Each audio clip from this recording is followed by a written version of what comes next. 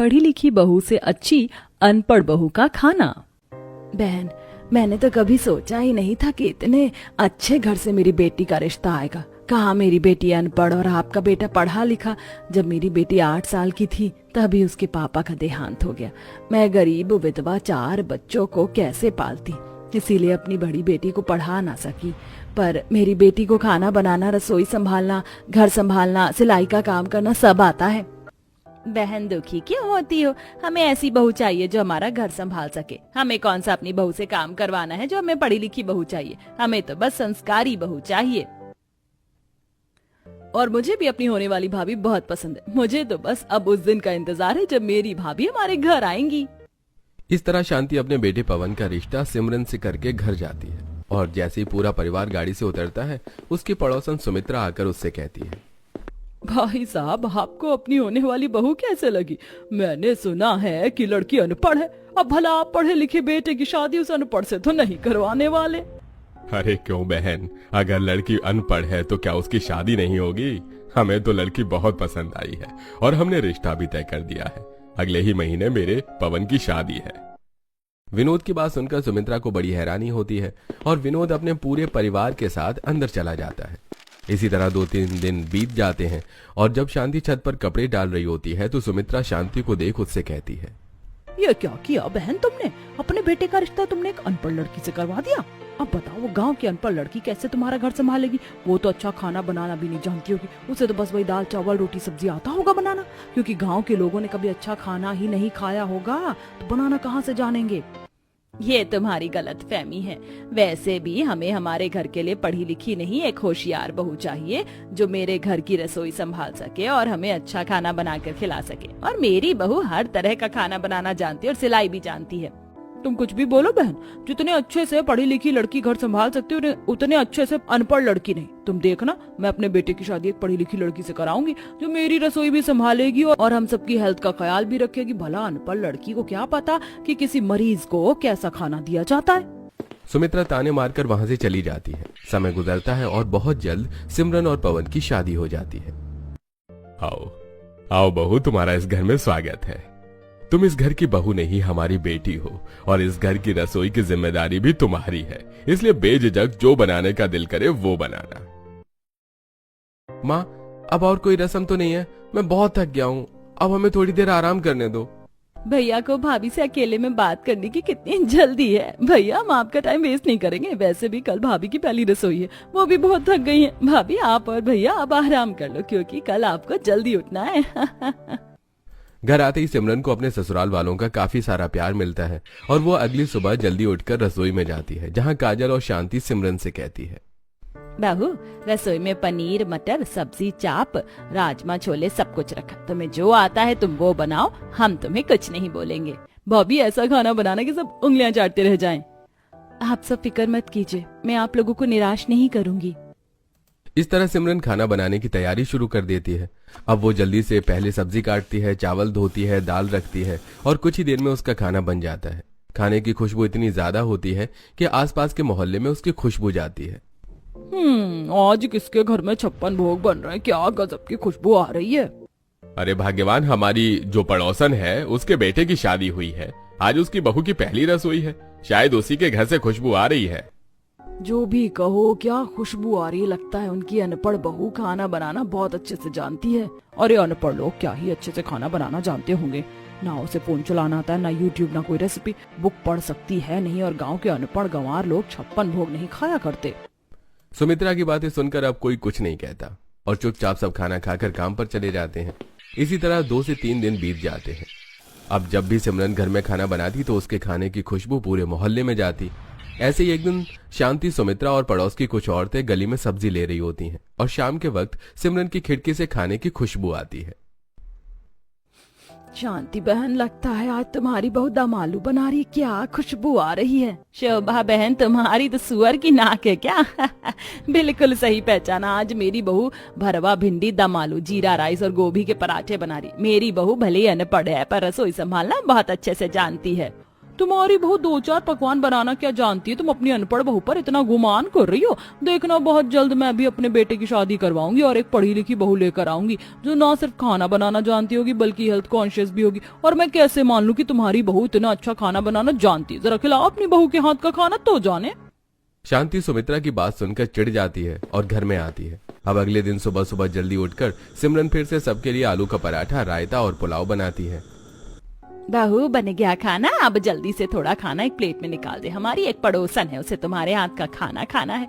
जरा मैं उसे तुम्हारे हाथों का खाना टेस्ट करवा कर आती हूँ। शांति बर्तन में थोड़ा सा खाना लेकर अब सुमित्रा के घर जाती है और दरवाजा पंकज खोलता है। क्या खुशबू है माँ? बेटा ये खाना मैं तुम्हारी माँ के लिए लाई हूँ, खाकर बताना जरूर तुम्हें मेरी बहू के हाथ का खाना कैसा लगा। शांति खाने के साथ सुमित्रा को ताने भी देकर चली जाती है और शांति के जाते ही पंकज अपनी माँ से कहता है, माँ खाने की खुशबू तो बहुत अच्छी आ रही है, आप मुझे यही लंच में दे दो। अपने बेटे को शांति की बहू के हाथों के खाने की तारीफ करता देख सुमित्रा जल जाती है और शाम को जब सुरेश घर आता है तो वो अपने पति से अपने बेटे की शादी की बात करती है। सुनिए जी, अब हमारे भी घर में एक बहू की जरूरत है। आप पंकज के लिए कोई पढ़ी लिखी लड़की देखिए। अरे सुमित्रा, तुमने तो मेरे मुंह की बात छीन ली। मेरी नजर में तो एक लड़की भी है जो कि पढ़ी लिखी के साथ साथ जिम भी जाती है और हेल्थ डाइटिशियन भी है। बिल्कुल तुम्हारी पसंद की लड़की है वो। मेरा दोस्त बहुत तारीफ कर रहा था उस लड़की की। इस तरह सुरेश सुमित्रा को एक लड़की के बारे में बताता है। अब समय गुजरता है और सुमित्रा भी पंकज का रिश्ता एक पढ़ी लिखी नेहा नाम की लड़की से तय कर देती है। ऐसे ही एक दिन शांति, सिमरन और काजल साथ मार्केट जाती हैं तो वहीं सुमित्रा भी अपनी बेटी के साथ अपने बेटे की शादी का कार्ड छपवाने जाती है और दुकान के बाहर ही दोनों की मुलाकात हो जाती है।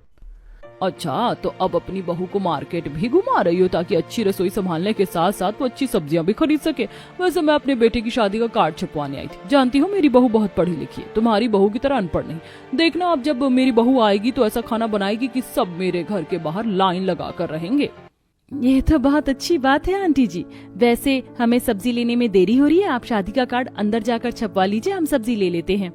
सिमरन की बात सुनकर काजल और शांति हंसने लगती हैं तो वहीं सुमित्रा और करिश्मा चिढ़ जाती हैं और वो लोग अंदर जाकर शादी का कार्ड छपवाते हैं। समय गुजरता है और बहुत जल्द पंकज की शादी नेहा से हो जाती है और जब नेहा अपने ससुराल आती है तो सुमित्रा उससे कहती है, बहू, ना सिर्फ हम बल्कि मोहल्ले की सारी औरतें तेरा बेसब्री से इंतजार कर रही थी। अब मैं सबको दिखाऊंगी कि पढ़ी लिखी बहू और अनपढ़ बहू के बीच में कितना फर्क होता है। इसलिए तेरी रसोई हम कल नहीं परसों रखेंगे। कल तू सारे दिन बस आराम करना और हाँ, परसों कुछ मेहमान आएंगे तो तू कुछ अच्छा ही बनाना और ज्यादा बनाना। माँ फिक्र मत करो, मेरी भाभी पढ़ी लिखी के साथ साथ हेल्थ कॉन्शियस भी हैं। डोंट वरी माँ जी, घर आए सभी मेहमान को मैं खुश करके भेजूंगी।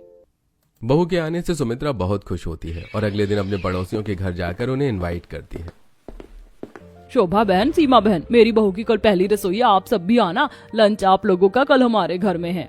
हाँ हाँ बहन, जरूर आएंगे। सुमित्रा बहन कितनी खुश है, देखो जरा कैसे सभी के घर जाकर उन्हें इनविटेशन दे रही है। एक शांति बहन को देखो, अनपढ़ बहू है, शायद इसीलिए उसने आज तक किसी को अपनी बहू के हाथ का खाना नहीं खिलाया। वो सब तो ठीक है, पर लगता है सिमरन बहू फिर से कोई चटपटा खाना बना रही है। क्या खुशबू आ रही है। सिर्फ उसके घर से अच्छे खाने की खुशबू आती है, क्या पता बहू बनाती है खुद। पर सुमित्रा बहन की बहू लगता है पढ़ी लिखी के साथ साथ अच्छा खाना बनाना भी जानती है, तभी तो वो सभी को इनवाइट कर रही है। सही कह रही हो बहन। अपने मोहल्ले की पड़ोसन की बातें सुनकर सुमित्रा और ज्यादा खुश हो जाती है और अगले दिन मोहल्ले की कुछ औरतों को अपने घर बुलाती है। तो वहीं नेहा रसोई में घर आए मेहमानों के लिए अपनी पहली रसोई में फ्रूट सलाद, वेजिटेबल सलाद, पोटैटो सैंडविच, शेक जैसे डिश बनाती है। भाभी अब तक लंच बना नहीं किया, बाहर खुशबू भी नहीं आई खाने की। करिश्मा, जरूरी नहीं कि खुशबू आए तो ही खाना अच्छा बनाओ। एक बार मेरा खाना देखो, बनकर तैयार है, वो भी सिर्फ आधे घंटे में। चलो अब खाना लगाते हैं। इतना बोलकर नेहा सारा खाना बाहर लेकर जाती है, जिसे देख करिश्मा का मुंह बन जाता है। और जब डाइनिंग टेबल पर सभी मेहमानों को उबला फीका सादा सलाद, उबली हुई सब्जियां, जूस पीने को मिलता है तो उन सब का मुंह बन जाता है। सुमित्रा बहन, तुम तो बड़ा कह रही थी कि तुम्हारी बहू बहुत अच्छा खाना बनाना जानती, पर इसने तो पता नहीं हमें क्या कच्चा पक्का उबला हुआ खाना दे दिया। इससे तो अच्छा हॉस्पिटल का खाना होता है, कम से कम पूरा पका तो होता है। आंटी, लगता है आपके घर में कोई जिम नहीं जाता, इसलिए आपको नहीं पता हेल्दी खाने के बारे में। पर ऐसा खाना खाने से आपका मोटापा नहीं बढ़ता। एक बार आप अपना मोटापा देखिए, इससे शरीर का फैट नहीं बढ़ता, हार्ट बीट भी कंट्रोल रहती है। ये खाना बहुत हेल्दी है। और क्योंकि मेरी सास को बीपी की दिक्कत है, तो उनके लिए तो मैं ऐसा ही खाना प्रेफर करूंगी। अगर वो तेज तेल मसाले वाली चीज खाएंगी तो उनको दिक्कतें हो सकती हैं। मेरी बहू को किसी की नजर ना लगे, देखा इसे कहते पढ़ी लिखी बहू। ऐसा खाना तुम लोगों ने कभी देखा भी नहीं होगा जो आज मेरी बहू की बदौलत खाने को मिल रहा है। सही बोल रही है बहन, आज से पहले ऐसा खाना तो हमने कभी नहीं खाया। अब सभी मुंह बनाकर खाना खाते हैं और कुछ देर बाद सभी मेहमान अपने अपने घर चले जाते हैं और नेहा जिम जाती है और 1 घंटे जिम करके प्रोटीन शेक पीती हुई घर आती है। अब अगले दिन जहां सिमरन अपनी रसोई में सोया चाप, चिली मंचूरियन और फ्राइड राइस बना रही होती है, तो वहीं आज भी नेहा खाने में ब्रेड, जैम, उबले हुए चना, चाट और उपमा बनाती है। जहां हमेशा की तरह आज भी सिमरन की रसोई में पूरे मोहल्ले में खुशबू फैल जाती है, तो वहीं नेहा के घर से खाने की खुशबू ही नहीं आती। अरे बहू, आज भी तुम हमें यही फीका सादा उबला हुआ खाना दे रही हो। जिम तुम करती हो, डाइट की जरूरत तुम्हें है। हम बूढ़ों को तो रोटी चावल ही पसंद है, वो भी देसी घी के तड़के के साथ। पापा जी, हेल्थ के लिए ऐसी चीज बिल्कुल अच्छी नहीं है। अब मैं आ गई हूँ ना, मैं रखूंगी आप लोगों के हेल्थ का ख्याल। आपको भी शुगर है, इसलिए चावल तो आपके लिए बिल्कुल भी अच्छा नहीं है। और काजल, तुम्हें अगर हमेशा फिट रहना है तो मेरे साथ सुबह उठकर जिम करो, एक्सरसाइज करो और मेरी तरह इस तरह का फूड खाओ। देख लो माँ, ज्यादा पढ़ी लिखी बहू लाने का अंजाम। वैसे मैं ये खाना नहीं खा सकता क्योंकि आज मेरा खाना ऑफिस की तरफ से है, तो मैं तो चलता हूँ। फिर से उबला हुआ खाना देखकर पंकज बहाने बनाकर ऑफिस चला जाता है और पूरा परिवार मुंह बनाकर वही खाना खाता है। तो वहीं सीमा चीनी लेने के बहाने सिमरन के घर जाती है और खाने की खुशबू सूंघते हुए शांति से कहती है, क्या खुशबू आ रही है। मैं तो तुम्हारी बहू के खाने की खुशबू सुनकर ऐसी दीवानी हो रही है जैसे मोटू समोसे के लिए पागल होता है। हाँ, ये खुशबू। आंटी जी, मेरी बीवी खाना ही इतना अच्छा बनाती है कि हर कोई बस खुशबू खुशबू करता रह जाता है। वैसे आप क्यों कटोरा लेकर आई हैं? अरे, मेरे घर में चीनी चाय पत्ती खत्म हो गई। तुम्हारे अंकल गए लेने के लिए, पर चाय की तलब हो रही, तो सोचा कि थोड़ी सी चीनी चाय पत्ती आकर तुमसे ले लूं। पर अब लग रहा है कि अगर थोड़े से कोफ्ते मुझे भी मिल जाते तो मैं भी तुम्हारे बहू के हाथों का थोड़ा खाना टेस्ट कर पाती। हाँ हाँ, क्यों नहीं, मैं अभी रसोई से लेकर आती हूँ। शांति अब रसोई में जाती है जहाँ सिमरन गोल गोल रोटियां बना रही होती है। अब वो एक कटोरे में चीनी चाय पत्ती और दूसरे कटोरे में थोड़े से कोफ्ते ले जाकर सीमा को थमा देती है। समय गुजरता है और एक दिन सुमित्रा और शांति दोनों ही अपने परिवार के साथ एक ही रेस्टोरेंट में जाते हैं, जहां सिमरन मेन्यू से देखकर chilli potato, pastry, hot dog, croissant, hakka noodles मंगवाती है। तो वहीं नेहा सभी के लिए बादाम से मिल्क शेक और salmon salad wrap, roasted vegetables order करती है। नेहा, तुमने रेस्टोरेंट में भी ये सारी डिश ऑर्डर करी हैं हमारे लिए? हाँ, क्योंकि मुझे आप सबकी हेल्थ की बहुत परवाह है। आप लोग जिम तो जाते नहीं है, ना ही एक्सरसाइज करते हो, ना ही रनिंग, इसलिए आपके खाने का ख्याल तो मुझे ही रखना पड़ेगा। मैं उस शांति को ये दिखा रही थी कि मेरी पढ़ी लिखी बहू ही रसोई संभाल सकती है, पर मेरी पढ़ी लिखी बहू से अच्छी रसोई तो शांति की अनपढ़ बहू संभालती है। माँ जी, ये सब कुछ कितना टेस्टी है ना। आप सबकी पसंद को ध्यान में रखकर मैंने ऑर्डर किया था। माँ, जरा उधर देखो, हमारी पड़ोसन अपनी पढ़ी लिखी बहू के साथ कैसे उबला हुआ खाना खा रहे हैं मुंह बनाकर।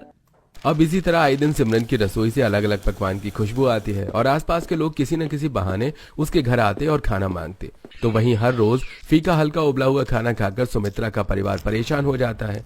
ऐसे ही एक दिन जब नेहा बालकनी पर जिम कर रही होती है, तभी सुमित्रा उसके पास जाती है। बहू, मैं जानती हूँ तू बहुत हेल्थ कॉन्शियस है। एक्सरसाइज करना, जिम जाना, रनिंग करना, फीका उबला हुआ कम तेल मसाले वाला खाना खाने की तुझे आदत है, पर हमें नहीं। मुंह का स्वाद चला गया। आज तू थोड़े चटपटे मसालेदार सब्जी और पराठे बना दे। माँ जी, बस इतनी सी बात। मुझे आप लोगों के हेल्थ के साथ आप लोगों की इच्छा की भी परवाह है। 10 मिनट दीजिए, एक्सरसाइज खत्म करके आज मैं आप लोगों के लिए बढ़िया सा पराठा बनाकर लाती हूँ। अपनी बहू की बात सुनकर सुमित्रा बहुत खुश होती है और नेहा रसोई में जाकर कुछ बीट रूट कद्दूकस करती है और बिना उसमें तेल घी लगाए बीट रूट का पराठा बनाती है। और जब पूरा परिवार खाने के लिए बैठता है तो 1 चम्मच मक्खन लेकर वो सभी पराठे में लगा देती है। बीट रूट के पराठे खाइए, मैंने सभी में बटर लगा दिया, ये बहुत हेल्दी है, इससे ज्यादा बटर मत लगाना। माँ, मुझे तो पराठे पसंद ही नहीं है। वैसे भी मैं कॉलेज के लिए लेट हो गई हूँ। आप ही खाओ अपनी पढ़ी लिखी बहू के हाथ का खाना। बहू, मैंने सोचा था पढ़ी लिखी बहू लाऊंगी तो नूडल्स, मंचूरियन, पिज्जा, बर्गर जैसी डिश खाऊंगी, पर हेल्थ के नाम पर हर रोज फ्री का खिलाकर तू हमारी इच्छाओं को मार रही है। अगर तुझसे नहीं बनता तो रहने दे, मैं अब खुद अपनी रसोई संभालूंगी, क्योंकि रोज रोज मैं अपने बच्चों को इस तरह भूखा जाता नहीं देख सकती। तुझे नजर नहीं आ रहा, पर मुझे सब नजर आ रहा है, कैसे मेरे बच्चे ये रोगी वाला खाना खाकर परेशान हो गए हैं। आज सुमित्रा भी खाना नहीं खाती और नेहा को फटकार लगाती है, जिसे सुनकर नेहा थोड़ी उदास हो जाती है। इसी तरह कुछ दिन बीत जाते हैं और एक दिन नेहा बाहर रनिंग पर जाती है और पार्क में एक्सरसाइज कर रही होती है। उसी रास्ते से सिमरन भी दूध लेकर घर जा रही होती है और सिमरन को देखकर नेहा उसे रोकते हुए कहती है, सिमरन, तुम हर समय घर में रहती हो या फिर रसोई में? थोड़ा अपनी हेल्थ पर भी ध्यान दो। जिम नहीं जा सकती पर घर में एक्सरसाइज तो कर सकती हो, रनिंग तो कर सकती हो। तुम रोज मेरे साथ आना, तुम्हें काफी अच्छा लगेगा। और तुम्हारे घर से हमेशा तेल मसाले वाला ही खाना बनता है। खुशबू तो बहुत अच्छी आती है, पर मैं तुम्हें बता दूं, ऐसा खाना खाने से तुम्हारे घर वालों की तबीयत खराब हो सकती है। मैं जानती हूँ तुम बहुत पढ़ी लिखी हो और मैं अनपढ़ हूँ, मैं तुम्हारे जैसा खाना नहीं बना सकती, पर मुझे अपने घर वालों से बहुत प्यार है, इसलिए मैं उनकी पसंद का खाना बनाऊंगी और तब तक बनाऊंगी जब तक वो बोलेंगे। सिमरन की बात सुनकर नेहा सोच में डूब जाती है और घर जाती है, जहां वो देखती है कि सुमित्रा अपने हाथों से आज फ्राइड राइस, मटर पनीर और मलाई चाप बना रही है। तो वहीं जब सिमरन घर जाती है तो काजल पेट पकड़कर रो रही होती है और विनोद भी कभी इनो पी रहा होता है तो कभी नींबू पानी। काजल, पापा जी क्या हुआ? आप लोगों के लिए चाय बनाकर लाऊं क्या? सिमरन, पापा की तबीयत खराब है, उनके पेट में जलन हो रही है और काजल को कब्ज है, और तुम ऐसे में उन्हें चाय दोगी ताकि उनके पेट में गैस बन जाए। माफ करना, मैं नहीं जानती थी कि चाय पीने से गैस बनती है। पवन की बात सुनकर सिमरन उदास हो जाती है और ये देख शांति को अपनी बहू के लिए बहुत बुरा लगता है। कुछ देर में डॉक्टर आते हैं और चेकअप करके शांति से कहते हैं, तेल मसाला, ज्यादा नमक और बाहर की चीज। कभी कभी खाना अच्छा होता है, रोज रोज नहीं अच्छा लगता। और आप लोग डेली बाहर का खाना खाते हैं, तभी तो ऐसी हालत हुई है। अब से chowmein, pizza, manchurian, chilli potato, fried rice, manchurian rice, ये सब बंद करके घर में हल्का तेल मसाले वाला खाना खाना है आपको। ये सब तुम्हारे खाने की वजह से हो रहा है। सही कहती थी सुमित्रा आंटी, बहू पढ़ी लिखी हो तो ही अच्छी है। अनपढ़ बहू के हाथ में रसोई दी और उसने रोज हमें तेल मसाले वाला खाना खिलाकर बीमार कर दिया। पवन, मेरी बहू को कुछ मत बोल, उसकी कोई गलती नहीं है। मैं ही उसे ये सारी चीज बनाने को कहती थी। मुझे अच्छा लगता था जब पड़ोसी हमसे खाना मांगने आते थे, खुशबू सूंघकर मेरी बहू की तारीफ करते थे, पर मैं नहीं जानती थी कि सुमित्रा को नीचा दिखाने के चक्कर में मेरे पति और बेटी की ये हालत हो जाएगी। विनोद और काजल की हालत देखकर शांति को अब बहुत बुरा लगता है। कुछ ही देर में डॉक्टर वहां से चले जाते हैं। तो वहीं नेहा जब ये देखती है कि रोज कैसे उसकी सास इस उम्र में भी खुद से तीनों वक्त का खाना बना रही है और अब पूरा परिवार बिना कोई बहाने के खाना खा रहा है, तो उसे भी काफी बुरा लगता है। और आज वो भी अपनी सास का बनाया वो खाना खाकर कहती है, ये दाल तो परफेक्ट है ना, इसमें मसाले तेज है, ना ही आपने डबल तड़का मारा, हेल्थ के लिए भी सही है। बस रोटी में घी ज्यादा है, चावल भी बॉयल है, ये खाना तो मैं भी खा सकती हूँ। बहू, अब समझ में आ गया ना कि सिर्फ उबला फीका हल्का खाना खाने से ही हेल्थ सही नहीं रहती, बल्कि कभी कभी कुछ तीखा चटपटा खाना खाना भी जरूरी होता है। उस दिन नेहा को भी एहसास हो जाता है कि कभी कभी इंसान को कुछ चटपटा तीखा भी खाना चाहिए, और इसीलिए अब जब वो रसोई में खाना बनाने जाती है तो कम नमक, तेल, मसाले के साथ हेल्थ को ध्यान में रखते हुए अपने परिवार की पसंद का खाना बनाती है। तो वहीं सिमरन भी अब कम तेल मसाले वाला खाना बनाना शुरू कर देती है और दोनों पड़ोसन भी एक दूसरे को नीचा दिखाना छोड़ देती हैं।